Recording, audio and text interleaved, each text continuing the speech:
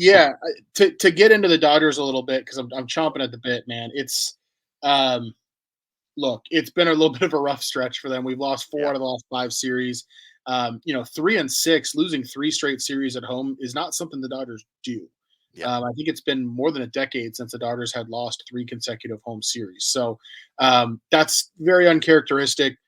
That being said, like it's just not that big of a deal. And I know, like, I may sound like the guy that's just going to say it's April 22nd to everything, but Mhm. like, I want to give people a little bit of context here.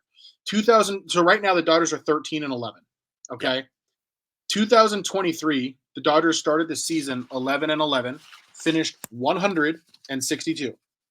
2022, the Dodgers were 18-17, finished 106-56.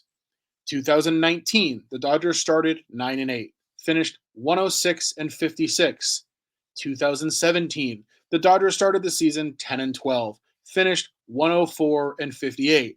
Right. Like, I get it. It's not fun to watch a swoon like that in April, especially when it's the Nationals and the Mets coming in and winning series from you, and the team just kind of looks out of sorts. It's not comfortable, but like this is why you play 162. Like you're gonna have weeks like that and 2 week periods like that. Ebbs and flows, right? Um, I'll say this: like the the hitting with runners in scoring position is not something I worry about. Like that's one of those things that just evens out with time. Generally speaking, if a team's not hitting well with runners in scoring position, that's a team I want to bet on. Like Right. there are exceptions to that, but generally speaking, that's a play on team because it means that they're undervalued in the market. I feel that way a little bit about the Dodgers right now, Yep. I'm going to be touching on something related to that in the hot corner later on. As far as where the team's issues are, I mean, we just gotta throw strikes, man. Like, twice on that homestand, we walked more than 10 batters in a game. Like Yep. that shouldn't happen more than once a season.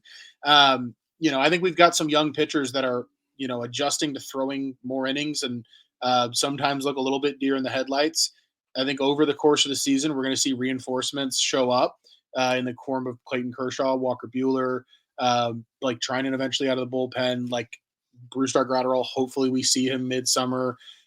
So I think some of the pitching issues will kind of solve themselves with time and with Sure. guys just making adjustments. So um, I'm not worried. The offense looks great. They'll hit with runners in scoring position over time. Sometimes they will, sometimes they won't. Um, so it hasn't been fun to watch, but let's take a deep breath. That's my Yeah. message on the Dodgers.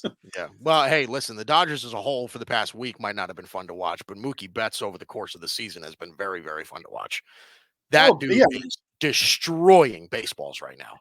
the top four in the lineup. I mean, Betts, Otani, Will Smith, all three of them are batting over 350.